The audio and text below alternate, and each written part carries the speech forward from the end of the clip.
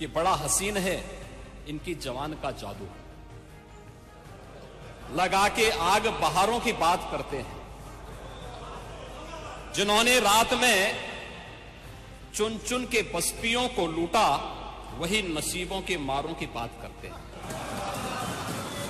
एक महाकुंभ का विरोध पहले दिन से कर रहे थे महोदय। मैं एक एक करके इनके बयानों को यहां पे उद्धृत करना चाहूंगा और पिछले सदन में भी मैं याद दिलाना चाहूंगा, जब हम लोग यहां पे इसी सदन में आए थे तो महाकुंभ पे चर्चा, उस समय महाकुंभ की तैयारियां चल रही थी और चर्चा के लिए एक दिन निश्चित किया गया था। आप लोगों ने सदन नहीं चलने दिया था, सदन नहीं चलने दिया था। अच्छा होता महाकुंभ के पहले सदन में पूरे दिन भर की चर्चा होती, हम उस व्यवस्था के बारे में चर्चा करते, आपके अनुभव का लाभ लेते, लेकिन आपने चर्चा नहीं होने दी। लेकिन पहले दिन से ये चर्चा, पहले दिन से ये अफवाह और इस प्रकार का दुष्प्रचार आपके द्वारा निरंतर होता रहा। आप याद करिए, समाजवादी पार्टी के राष्ट्रीय अध्यक्ष ने महाकुंभ आयोजन के पहले इस बारे में कहना शुरू किया कि साहब इतना पैसा और इतना विस्तार देने की आवश्यकता क्या है। उनका बयान कि हमारी सरकार से अपील है कि बहुत सारे बुजुर्ग जो 65 साल से ऊपर और 70 साल से ऊपर के लोग हैं, स्नान नहीं कर पाए। उसके बाद फिर उनके बयान आए जब शुरू हो गया। फिर लगातार अगर समाजवादी पार्टी के सोशल मीडिया हैंडल को देखें, वो आपके संस्कारों के अनुसार भाषा का प्रयोग भी करते हैं और जिस प्रकार की भाषा का उसमें प्रयोग किया जाता है, मुझे लगता है किसी भी सभ्य सोसाइटी के लिए वो भाषा कभी शोभा नहीं देगी। आप लोगों के अपने संस्कार हो सकते हैं, आप लोगों का अपना व्यवहार हो सकता है, लेकिन कोई सभ्य समाज और कोई सभ्य सोसाइटी उसको कभी मान्यता नहीं दे सकती है। लेकिन उसके माध्यम से लगातार दुष्प्रचार किया गया। यही नहीं, यह भी मांग हुई।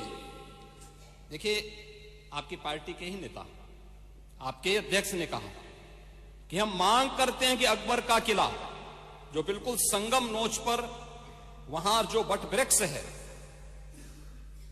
उसकी पूजा करते हैं और सरस्वती नदी भी वहीं से निकलती है। आप देखिए, यानी अक्षय वट का नाम भी उनको नहीं मालूम। सरस्वती कूप को सरस्वती नदी कहते हैं। ये आपका जनरल नॉलेज है।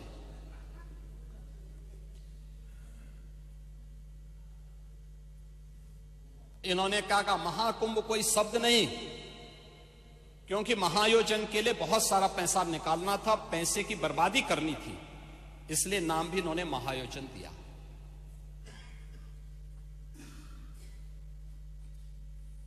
पहले दिन से ही राज्य सरकार आंकड़े दे रही है कि कितने लोगों ने पवित्र डुबकी लगाई है। जो लोग पवित्र डुबकी लगाने वालों की संख्या बता सकते हैं, वे यह नहीं बता पा रहे हैं कि कितने लोगों की जान चली गई। इनके एक सहयोगी आ रहे हैं, अरे चिंता मत करिए, एक एक प्रश्न का उत्तर देंगे, थोड़ा पेशेंस रखिए। देखो, आप बोल रहे थे, मैं बहुत शांति से सुन रहा था, बहुत शांति से। आप ही के एक सहयोगी श्री लालू यादव जी कह रहे हैं, अरे ये सब कुंभ का क्या कोई मतलब है, फालतू का कुंभ है। यानी सनातन धर्म के इस महायोजन को फालतू उनको दिखाई देता है। और इनके एक और सहयोगी उससे भी 2 कदम आगे आकर के कहती हैं कि महाकुंभ मृत्यु कुंभ में बदल गया है। ये क्या है? ये क्या है? मल्लिकार्जुन खड़गे, कांग्रेस के नेता, अध्यक्ष, कहते हैं कुंभ भगदड़ में हजारों लोग मारे गए।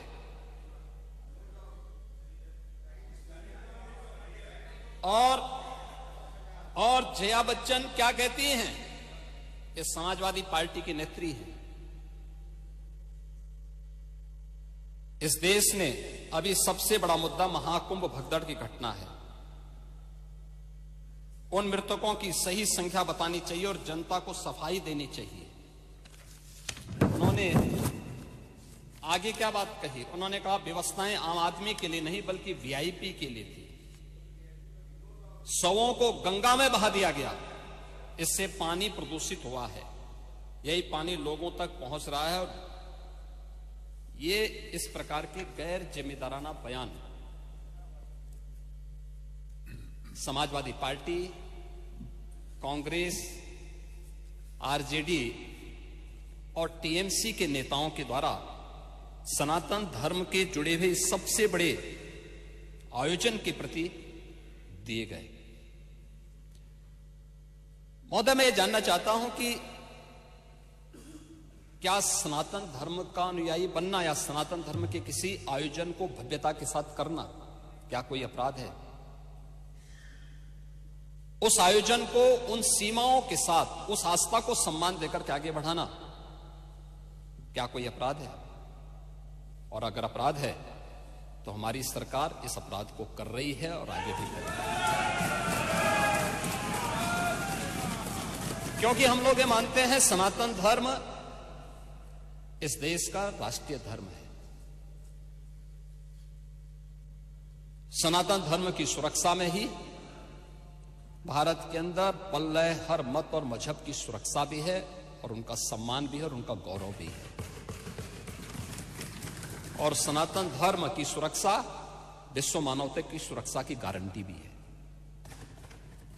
और उसके इतने बड़े आयोजन के साथ भेदभाव तो किसी के साथ नहीं हुआ, किसी के साथ नहीं हुआ। प्रयागराज महाकुंभ में क्रिकेटर मोहम्मद शमी ने भी स्नान किया।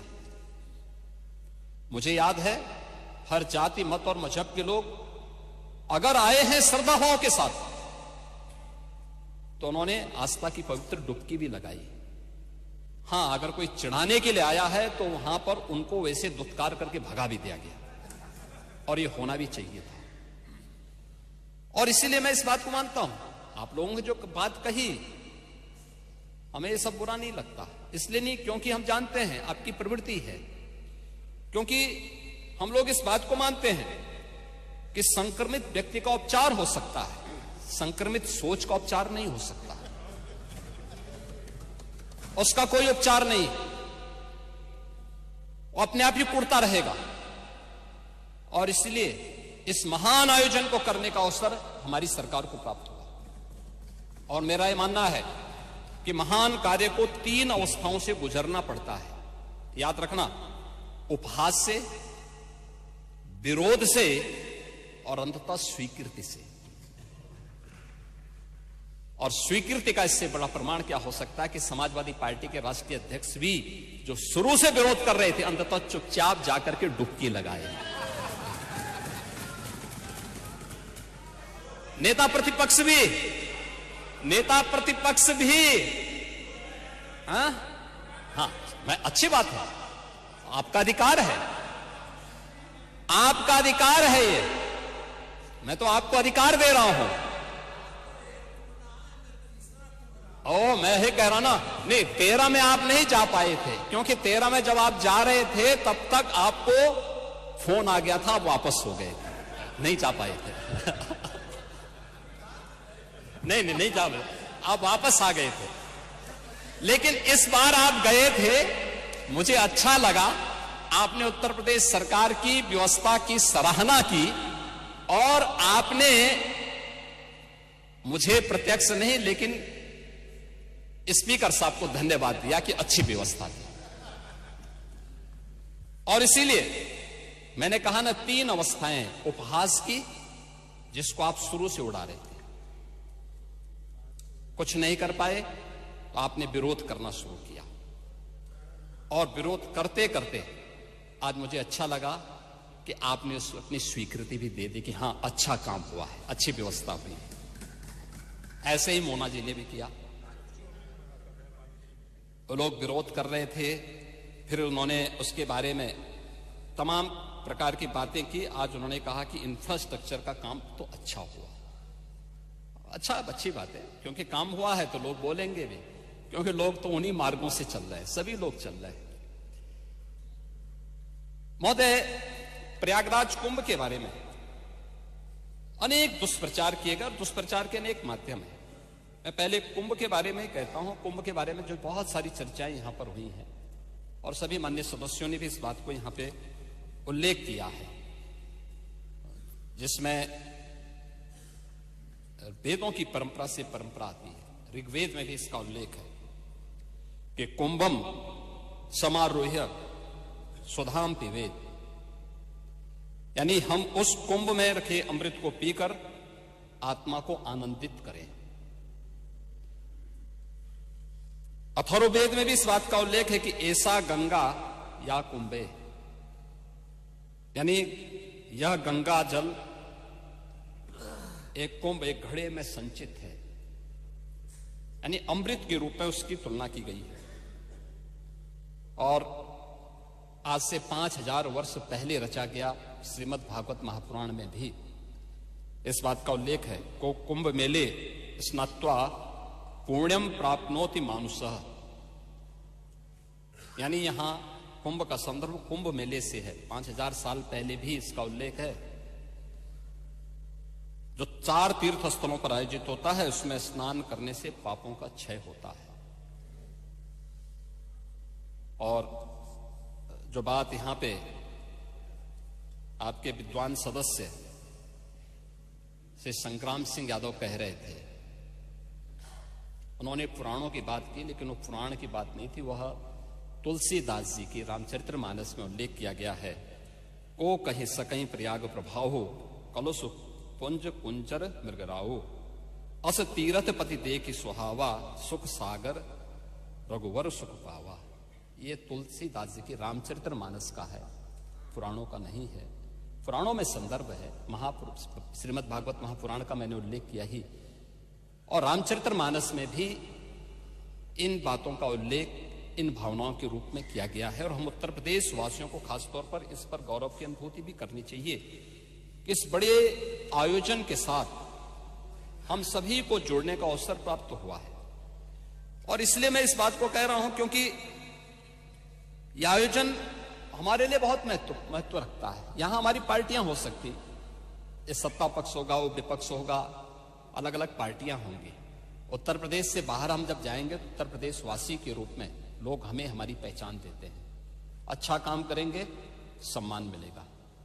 एक भी व्यक्ति यहां के नाम पे गलत काम करेगा, यहां की सरकार गलत काम करेगी, तो उसके यहां पर भले ही हम उस गलत काम को कितना भी सपोर्ट करें, लेकिन बाहर जनता हमें नहीं बख्शने वाली है, इस बात को रखना। और 2017 के पहले उत्तर प्रदेश के अंदर की छवि यही थी।